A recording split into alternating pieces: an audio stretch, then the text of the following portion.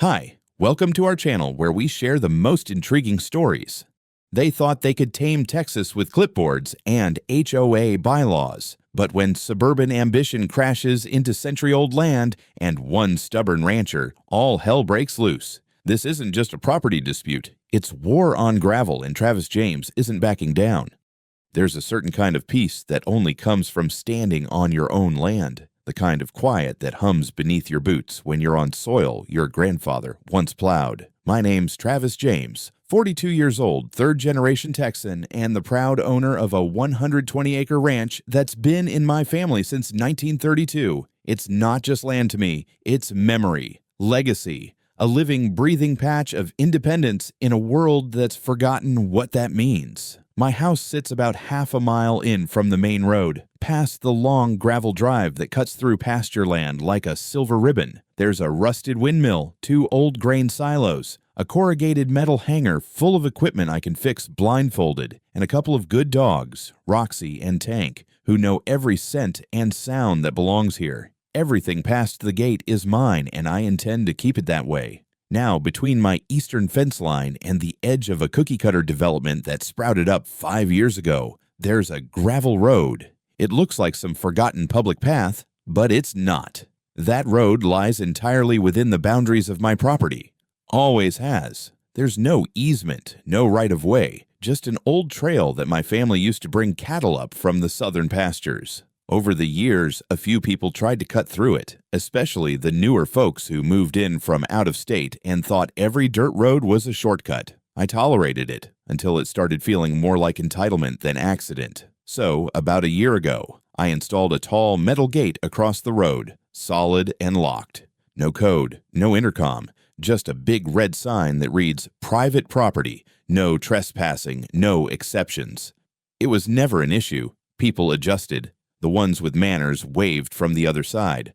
Life was simple. That is, until a few months back, when she arrived. Her name was Karen Hartley. Tall, spray-tanned, surgically alert. She moved into the development next door and wasted no time being elected head of their homeowners association, which is basically a suburban version of a dictatorship wrapped in beige siding. I hadn't even introduced myself before she was already poking around the gate with a clipboard and that condescending squint people get when they don't think you're in compliance. The first time we spoke, she introduced herself like she was royalty. Karen Hartley, HOA president of Meadow Hills Estates. I just nodded and said, "Travis, landowner." Didn't take a genius to see where this was headed. It was a Tuesday morning when the real trouble began. I was hauling feed out to the pasture when I saw Karen again, standing just outside my gate in pristine white sneakers that had never seen a lick of dust. She had that same clipboard, a smirk, and, this time, 2 teenagers in matching Meadow Hills HOA volunteer t-shirts standing behind her like backup singers. "Mr. James," she called, voice syrupy with fake sweetness. "We're here to discuss a community opportunity." I leaned on the fence and wiped the sweat off my brow with my forearm. Can't imagine what opportunity out here would concern folks with vinyl siding and pool rules. She chuckled, thin and forced. "We're planning a family ATV day for the neighborhood kids. It's part of our new Reconnect with Nature initiative. And your gravel road? Perfect access to open land. It would really bring the community together." My smile didn't reach my eyes. This road's not a community anything. It's private. Always has been. Nobody rides over my land unless I say so. And I don't. She stiffened. One of the teens coughed awkwardly. "Mr. James," she said, with that dangerous shift in tone, "we'd appreciate your cooperation. It's not ideal to start a conflict over something so simple. We could be allies." I shook my head. Not interested in allies who show up asking for access and pretending it's a favor to me. Her expression dropped the act. Now it was all steel. "You're creating unnecessary division, and to be frank, you may not have a choice." That got my attention. "Excuse me." She flipped through her clipboard like she was holding holy scripture. "As HOA president, I've already initiated a motion with our legal committee to propose an expansion of community-recognized pathways. The land surrounding Meadow Hills is under review. You could find yourself included in the jurisdiction if the county agrees it's beneficial." I laughed. Out loud. That road's been in my family for nearly a century. The county already signed off that I'm not in your jurisdiction. You can't annex a man's land just because you want it to feel more accessible." Karen gave me a tight smile. "You're choosing to isolate yourself. That's unfortunate." And with that, she turned, motioned her two little enforcers to follow, and disappeared down the path. The next morning, I found a letter in my mailbox.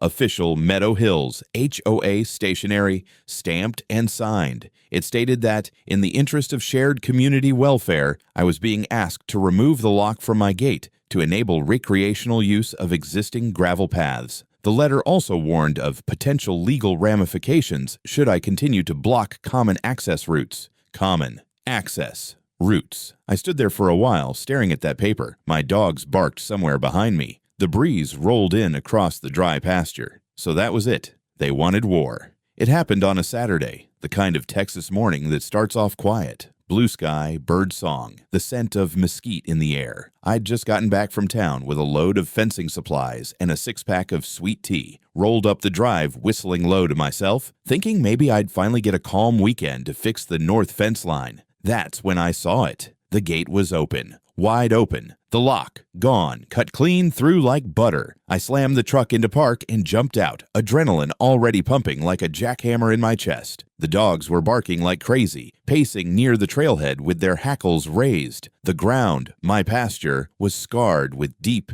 crisscrossing tire tracks. Fresh. Multiple sets. My gut clenched hard. I ran for the security feed. In the little office next to the barn, I pulled up the camera footage, fingers shaking, heart pounding. The screen flickered to life, and what I saw damn near made me drop my mug. There she was, Karen, in a goddamn golf cart, flying my gate wide open like she was queen of the prairie. Draped on the back of her cart, a Meadow Hills HOA flag, flapping triumphantly like it was the damn Normandy landings. Behind her, 4 kids on ATVs revving and roaring over my land, laughing, high-fiving, treating my private ranch like their personal skate park. They tore across my hay fields, down the cattle trail, right past my livestock watering station. One kid did a donut next to my generator. Another actually clipped a corner of my chicken coop, sent 3 hens into full-blown panic mode. You could hear the dogs losing their minds in the background. And Karen. Oh, she was waving, grinning, pointing at my barn like she was giving a freaking tour. "Look, kids, that's rustic architecture." I stared at the screen in disbelief. A white-hot mix of rage, shock, and something deeper. Violation. This wasn't just some bored teenagers trespassing. This was organized, planned, led by the woman who had looked me in the eye 2 days ago and called me divisive. She didn't care. Not about my land, not about my rights. This wasn't about ATVs or nature or community.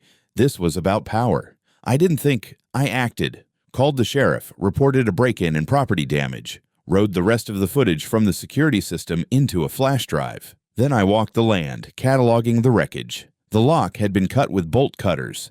Clean job, probably brought specifically for this. The tire tracks led everywhere, over my grass, my irrigation pipes, even one right through my new tomato bed. They'd crushed fence posts stacked near the barn, knocked over a feed barrel. And the worst part? The hoof prints. One of my steers had clearly gotten spooked and bolted through a wire gate. I found him in the east pasture limping, likely from stepping wrong in the churned-up dirt. My land, my sanctuary, looked like a damn war zone. By the time the deputy showed up, I was sitting on the front porch steps with Roxy beside me, both of us silent. I handed over the footage. The deputy's eyebrows climbed damn near to his hat line as he watched. "Who the hell do they think they are?" he muttered. I didn't answer. I was too busy trying to keep my blood pressure down. That night, I replaced the lock. Not just replaced, upgraded. I installed a secondary steel gate just behind the first, added a remote-triggered siren, and hooked up the motion sensors to send instant alerts to my phone. I also added a spotlight that would light up half the pasture if anything moved beyond 10 feet past the gate. But I didn't stop there. I mounted a sign right on the gate, big, bold letters. Trespassers will be prosecuted. ATV riders will be plowed. HOA members will be laughed at. Petty? Maybe. But after watching a woman in tennis shoes fly my family land like a victory parade, I figured I'd earned the right. I didn't sleep that night. I lay in bed listening to every sound the wind made, every bark from the dogs, every shift of the trees outside, because I knew what was coming next. Karen hadn't just crossed a boundary on my land. She'd crossed one in me. And that was the last time. I should have known the ATV invasion was just the opening act. Karen didn't just want to play HOA president. She wanted to play empire builder, and my land was the prize. What came next was less like a neighborly dispute and more like a damn Cold War with cookie-cutter spies. It started with the letter. This one wasn't hand-delivered or slipped under my gate. No, this came in a glossy Meadow Hills envelope with gold foil lettering, like it was an invitation to a gala, not an ultimatum. Inside was a thick document full of legal fluff and HOA jargon, respectfully requesting that I remove all barriers to the community trail system and comply with evolving access expectations. What the hell are evolving expectations? The only thing evolving was Karen's imagination. Then came the kicker. The letter included a community access map that showed my land, my actual land, marked in soft pastel yellow, labeled Recreational Corridor 7. They'd drawn a bike trail through my pasture, a community rest zone where my equipment shed stood, and, this part actually made me laugh out loud, a picnic area directly where my compost pile is. They were trying to annex my property on paper, and it didn't stop there.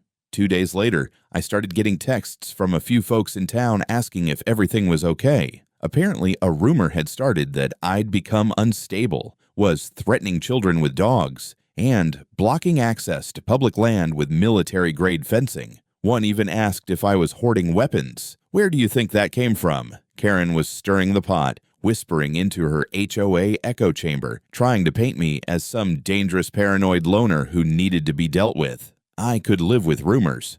Hell, I've been called worse. But then things got creepy. One morning, I walked out with my coffee and saw a drone hovering just over the eastern fence line, silently watching, lens focused on my barn. At first, I thought it was just some kid, but then it came back the next day, and the next.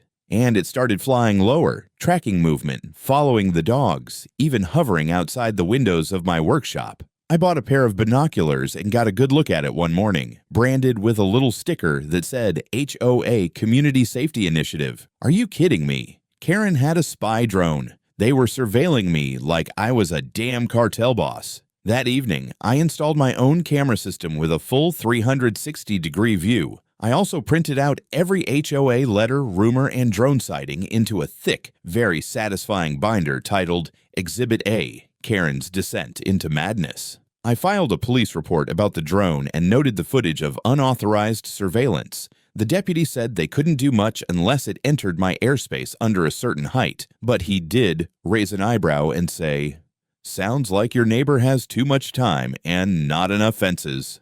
You're telling me, buddy. Later that week, Karen came by again. This time, she brought backup, 2 men in polos and khakis, both of them looking like off-brand real estate agents. "We're here on behalf of the HOA Expansion Committee," she said with a shark smile. "We wanted to give you one last chance to voluntarily participate in the updated community zoning. Otherwise, things may get more formal."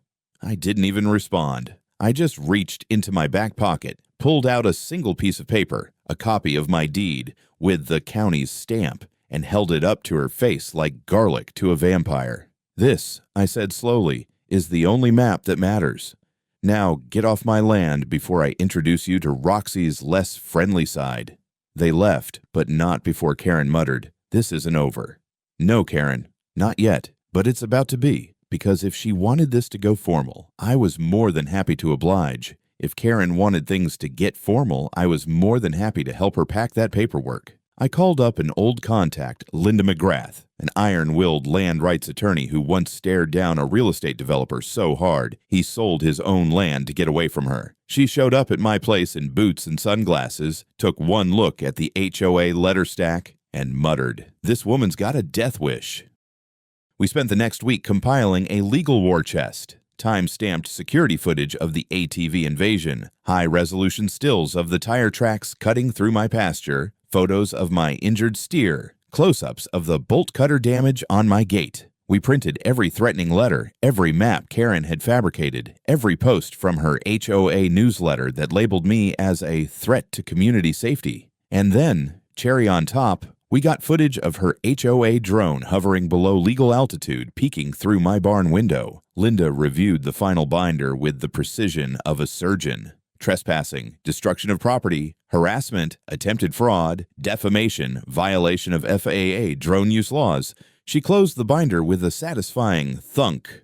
Time to file the paperwork. 3 weeks later, we walked into the county courthouse, and I swear it felt like stepping into the OK Corral. Karen was already there, flanked by 2 HOA board members and an attorney who looked like he'd never set foot on a ranch in his life. She wore a pastel pantsuit and a face that looked like it had just sucked on a lemon. She didn't even glance at me. The hearing began, and Linda came out swinging. She laid it all out. The unauthorized entry, the deliberate sabotage, the fabricated maps, the drones, the public defamation campaign Karen had launched to turn my neighbors against me. And when Linda queued up the drone footage, where Karen could be heard giggling behind the camera, whispering, "Let's see what cowboy Travis is hiding," the courtroom went silent. Then Karen made the mistake of speaking. She stood, straightened her jacket, and tried to spin it. "Your Honor, our community simply seeks to foster a connection to nature. Mr. James's land presents a unique opportunity to create a recreational passage.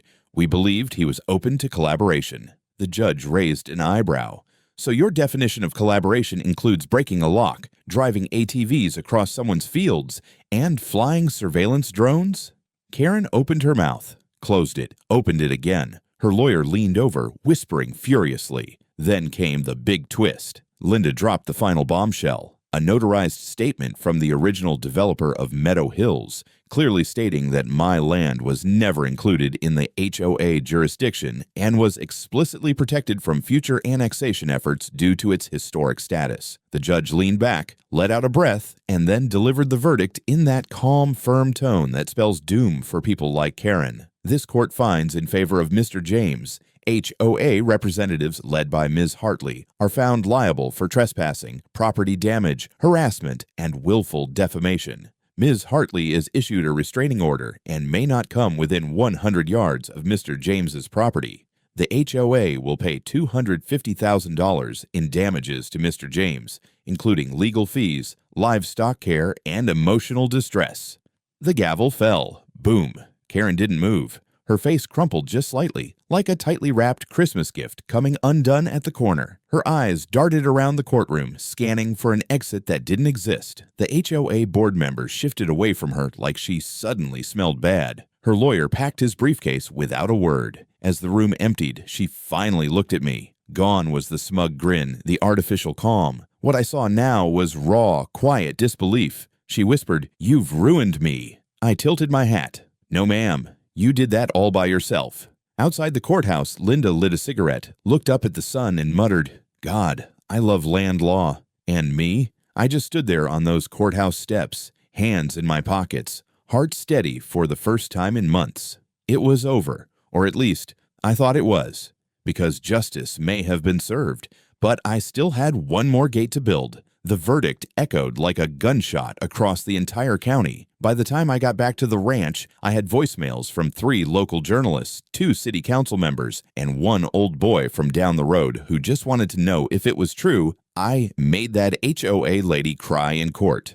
I didn't answer any of them. I just turned off my phone, cracked open a cold one, and sat on my porch swing with Roxy curled at my feet, watching the wind comb through the tall grass like nothing had ever disturbed it. But everything had changed. Within a week, Karen Hartley was forced to resign. Official statement cited health concerns, but everyone knew she'd been booted faster than a loose steer at branding season. The HOA board held an emergency vote to restructure operations, which was a fancy way of saying, "We're trying real hard to pretend we never met that woman." I heard her house went up for sale not long after. Quiet listing. No open house. No goodbye parties. No community Facebook posts thanking her for her service. Funny how fast loyalty runs dry when lawsuits get involved. As for the HOA itself, the court's ruling stripped them of any authority within a 100-meter buffer zone around my entire property. No letters, no complaints, no patrols. I even got to put up a custom sign that reads, "HOA perimeter ends here. Trespassers will be cursed, photographed, and mocked at the barbecue. I saw a few residents walking their dogs near the boundary line a couple days later. They waved sheepishly. I waved back. No hard feelings. Most of them were just along for Karen's ride. A few even dropped off apology pies. I accepted everyone.